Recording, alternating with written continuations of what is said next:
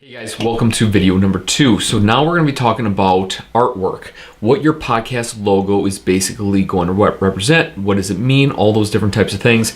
And as you can see here, there's a lot of criteria to make sure that your logo is legit, it works, it looks good, and most importantly, people want to click on it to explore and find out more. All right, hey guys, so this is the nitty gritty of the cover art slash logo for your podcast. Let's take a second and look at my logo. It's very simple and it uses only 3 colors. So let's take a look at the logo and design itself. It has 3 words: operation, self, reset.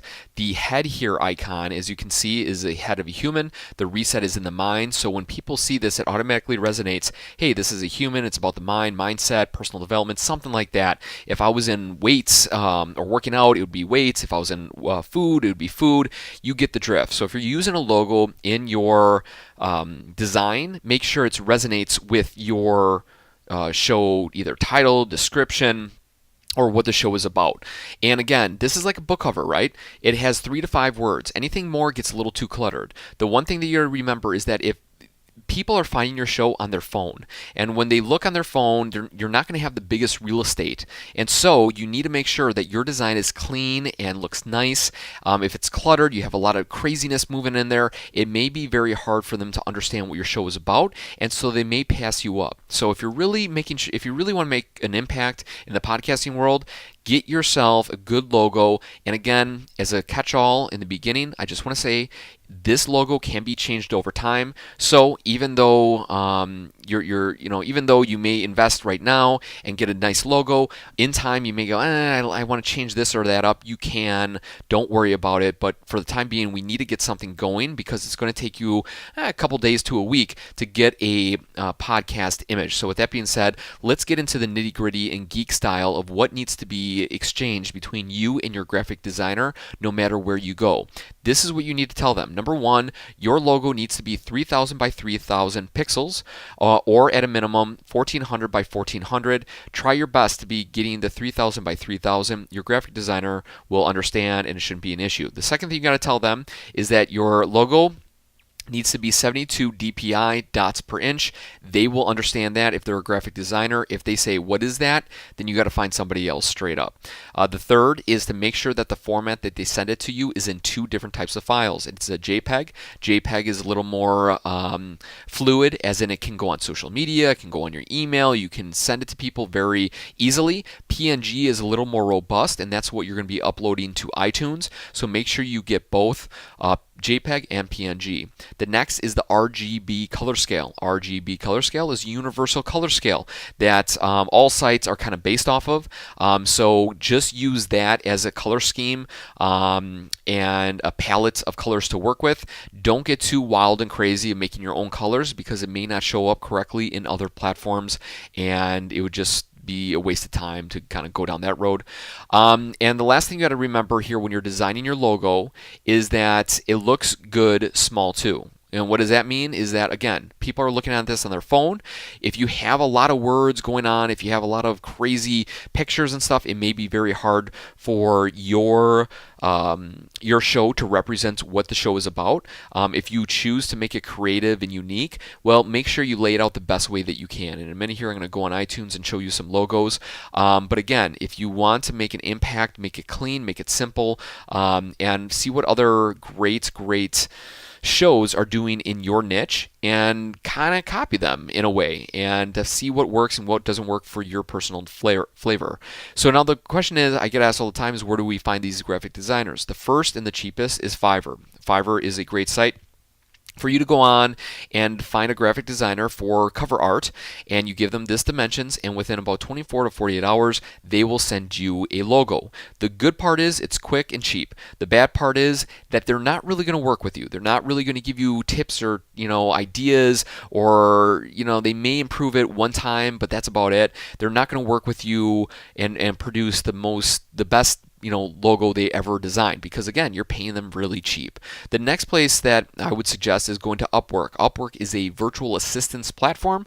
You type in a job, and people from around the world come on in and they give you a pitch. They show reviews, they show a bio, they show their past works and history and all this other stuff, and you can find some really, really good people on there for a very reasonable price. The benefit of Upwork is that you get to work with somebody one-on-one. And so what that means is that when the designer sends you something, you can go, hey, I like this or that, move this around, and they will do that, and they will kind of finalize it with you. That's the benefit. The bad part is that you're going to need take about a couple hour or even 30 minutes to read through some of the people that apply to your job posting. So there's pluses and minuses, but Upwork is very reliable. They cover both bases. It's a very safe platform. All these platforms are very safe, very reliable. And the last one is 99 Designs. If you're really serious about creating a really awesome logo, go to 99 Designs. The bad part is it's expensive, $300. The benefit is that you type in everything that you want. So, for me, my show title is Operation Self Reset. I want a head on there. My color scheme, I'm thinking of red, green, and blue, and off to the races. And people from around the world will come on in. They'll design a mock logo for you, and you'll get to see 50, 60, even 100 different types of logos about your podcast, and you will see ideas that you never thought of before. Now, the benefit of that is that it's you get a lot of ideas. The bad part is it's like paralysis. There's so many cool ideas that you can't do them all. And so it's kind of challenging, but at the same time, it's really exciting to see how awesome your logo can really be. Again, all of these platforms are really cool, really easy to use, but it will cost some money to get yourself a design, a logo. And the last part here, you can update your logo over time.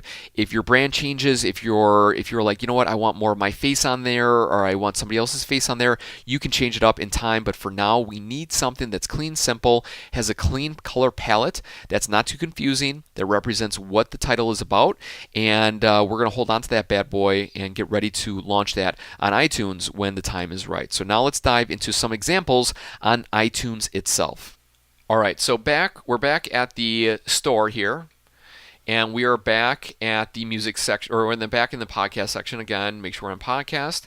And if you want to look at podcasts, they're doing very well. I would always recommend for ideas for inspiration when it comes to logos and cover art and art for your podcast, go to the section that says Top Audio Podcasts. It's going to be on the right-hand column.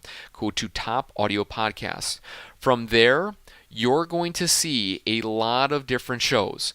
You can see that this one, Cults, it has the third eye, the triangle obviously represents cults.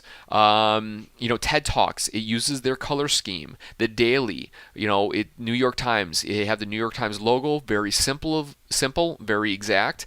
Over here, you can see there's some people that use a cover art of their face. Faces attract people. People like to see other people. It's our human nature. And so, as you can see, there are quite a few podcast shows that do have faces on them. Some of them are real. Some of them are animated. It doesn't really matter. If you're going to be having a co-show with somebody, obviously it'd be ideal to have that individual with you, like down here. You can have an animated show of your face or a funny, goofy face. There really is no rhyme or wrong. The question is, what pops out to you on these shows right here, right now? One would be this one. Wait, don't tell me. It looks like it's news, exclamation point of some kind. NPR, it's a very reliable source. The next one that pops out is down here. Sleep With Me. They got the smiley face with the headphones on. They got the sheep. Obviously, they're talking about sleep. The Happiness Podcast. Very engaging photo. Woman holding a very large scarf. But again, very simple, very complete. Tim Ferriss, he's a powerhouse. The Tim Ferriss Show, but he puts himself because he is his brand. Hardcore History. This is a very, very popular podcast. Hardcore History is just unbelievable show. And again, look at his logo and design. It's a little intricate, but again, it's very direct. Hardcore History, you know exactly what it's about. History, very plain and simple. So when you start scrolling through, find kind of a logo that catches your eye or that you like, or the color scheme that you enjoy. Or if you're a bright person, go with yellow. If you like more intimate show, go with the blacks or the deep purples or whatever the case may be. If you want to put your face on there like some of these guys, then go for it. There is no reason why you can't. It doesn't matter if you're popular or unpopular or nobody knows you. All I can say is that majority of people that have their picture on their show is representing that they're the brand. So it depends on your progression and where you want to go with your show. If you want yourself to be on the art, then that is representing that you are the face of the brand. And so again, this can transform over time. This doesn't have to be the one-trick pony. Lewis Howes here, he has himself, the School of Greatness. He has his color scheme, orange with black and blue. That's his thing. Look at his shirt. There's a reason why people get paid the money they do, because they're able to dissect and to make sure that their art is engaging and can create impact. So again, make it plain and simple. As you can see, it's like a book cover. 3 to 5 words is ideal. And as you can kind of see, 2 words here, 3 words here, 2 words, 2 words. The No Sleep Podcast. So 4 words. Wow in the World, 4 words or 4 words. The Manliness Podcast. Congratulations. So just make it creative, make it simple, make it exact. Get a color scheme of just a few colors as your brand colors, and then just rock with it. Over time, you can change it, you can jazz it up, you can change the fonts and the pictures and all that stuff. Don't get hung up on this. Again, I keep on saying that, but it's the truth. I'd rather I'd rather allow you to get progress than to be hung up on a couple of these simple ideas. Hopefully this helps. If it doesn't, let me know. And again, here, like the last one, 99% invisible, and as you can see, you got the checkers, and this one is visible. Interesting, just kind of unique logos. If you want to go deep, go with it. If you want to keep it lighthearted, that's cool too. So hopefully this helps you out, and if you got additional questions, reach on out. Thanks.